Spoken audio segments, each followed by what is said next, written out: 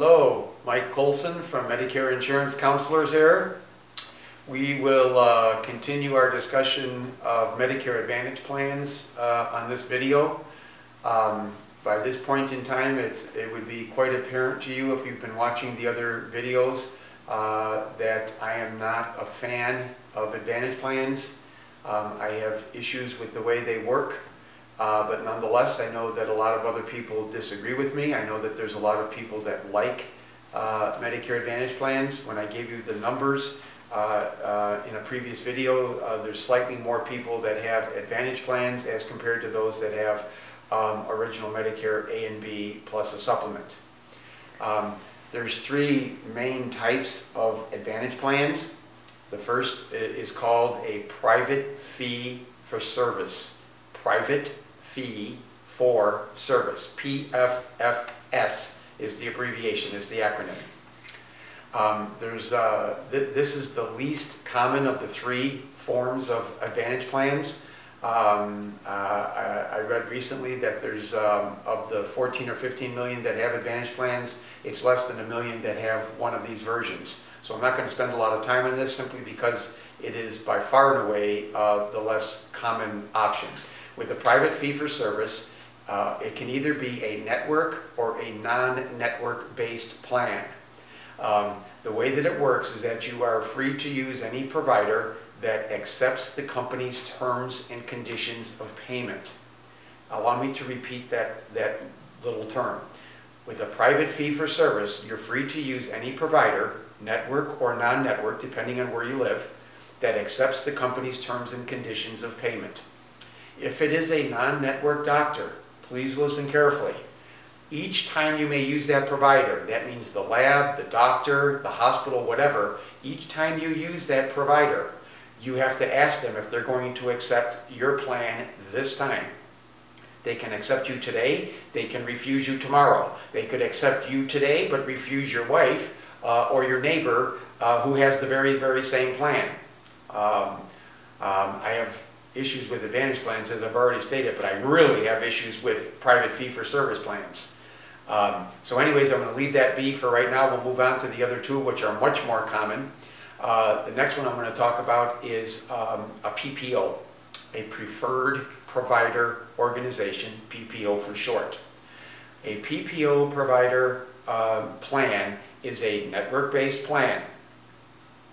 With this type of an arrangement, the company has a working agreement and has contracts with the various providers. That means hospital or hospitals, that means labs and x-ray companies, doctors, all the various specialties inside of doctors like the neurologist and the cardiologist, etc.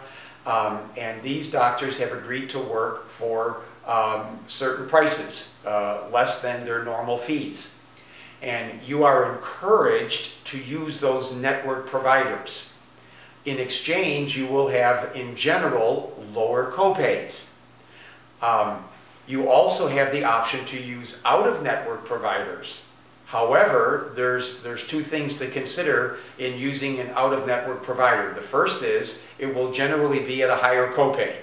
So that's the first thing. You're going to pay more because that provider is not under contract with the company, and therefore their fee is going to be more than those that are contracted with the company.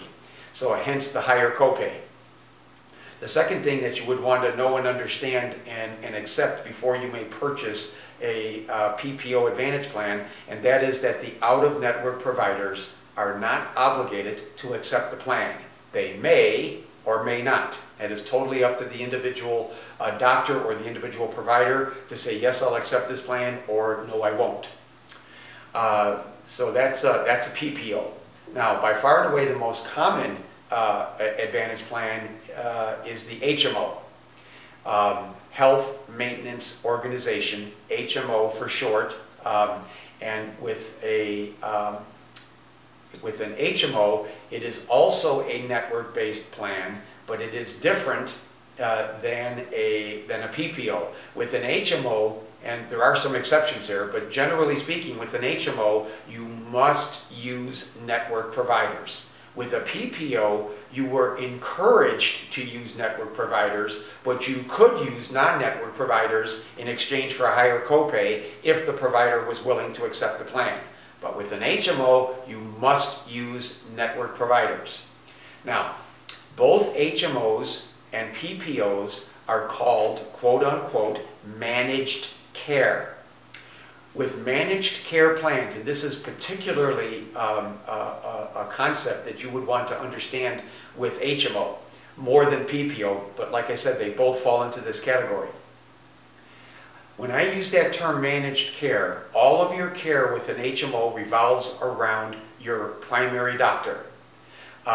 If your primary doctor feels that you need to see a cardiologist, then you get to see a network cardiologist for your heart condition. If that primary doctor says no, if he doesn't give you the ticket, so to speak, then you don't get to see the cardiologist. With HMOs, the traditional ways that HMOs have worked is that they are cost conscious. What I mean by that is they always consider the cost of something before they say, yes, you can do it. I don't know how you feel about that. From my standpoint, I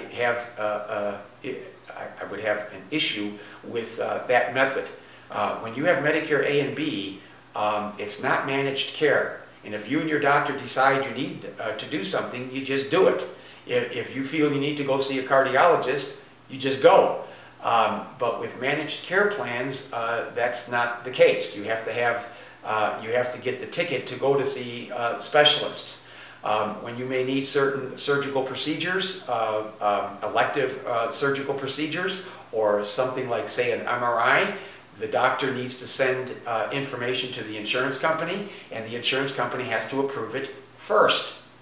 If they approve it, then fine, you go. If it's not approved, well, sometimes HMOs say no. So as compared to traditional Medicare, or maybe I should say original Medicare, you'll never get a no from Medicare. It just doesn't work that way because Medicare is not a managed care plan. You are always free to use any providers, anytime. I have lots of clients that go out of the area for various reasons. I have clients that go down to the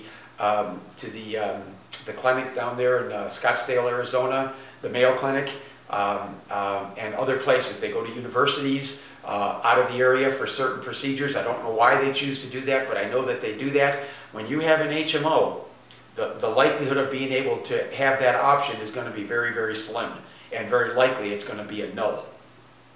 So hence the term managed care. All of the care is managed around the primary care doctor. Nothing happens without the primary care doctor being involved. So I hope this has helped you to understand a little bit of the difference between the three versions of Advantage plans: private fee-for-service, PFFS, PPO, which is a preferred provider organization, and HMO, which is a health maintenance organization. These concepts are explained more fully in my ebook, Imagine Understanding Your Medicare Insurance Options. Many of you that may be watching this video may already have a copy of the ebook. It is explained in, like I said, much greater detail in Chapter 6. If you don't have the ebook, it is available in the Amazon Kindle bookstore. It retails for $4.99, so maybe you'd like to get a copy. I hope you have enjoyed this video, and I hope you have counted it to be a help to you. Thanks for joining us.